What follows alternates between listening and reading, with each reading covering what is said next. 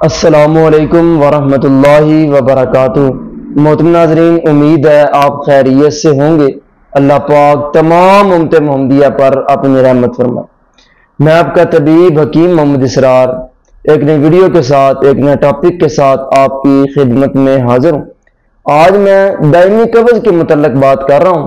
दायमी कब्ज़ जो है, ये कब्ज़ का इलाज ना करने की वजह से ये दायमी हो जाती है, या फिर सही अद्वियात इस्तेमाल ना करने की वजह से मुस्तकिल जो है कब्ज़ की शिकायत रहनी शुरू हो जाती है, फिर इसको दायमी कब्ज़ कहते हैं। तो इसके असबाब में मादी चीज़ें होती हैं कि मिसाल के तौर पर मरीज़ जो होता है वो आलू, गोभी, मटर, पालक, बैंगन ऐसी जो है तुरश बादी अगजिया अद्विया कसरत से इस्तेमाल करता है, गोश्त का कसरत से इस्तेमाल करता है, बाजारी जो चीज़ें जो हैं इनका ज़्यादा इस्तेमाल करना, फास्ट फूड का ज़्यादा इस्तेमाल करने से आंतों में खुश्की हो जाती है।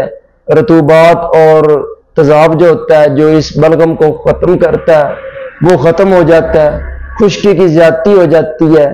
तो इस वजह से ये कब्ज़ जो है लाइक हो जाती है। तो इसके इलाज के लिए बहुत ही आसान, बाकमाल, लाजवाब नुस्खा आपकी खिदमत में पेश कर रहे हैं।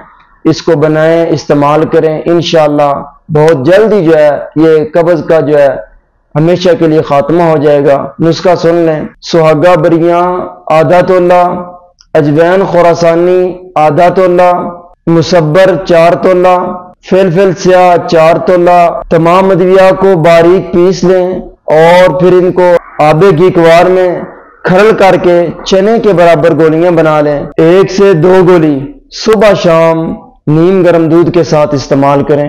इंशाअल्लाह व ताला पुरानी से पुरानी कब्ज़ जो है इससे ख़त्म हो जाएगी। आंतों के मसाइल जो हैं हमेशा के लिए ठीक हो जाएंगे। बनाएं, इस्तेमाल करें, हमें दुआओं में याद रखें।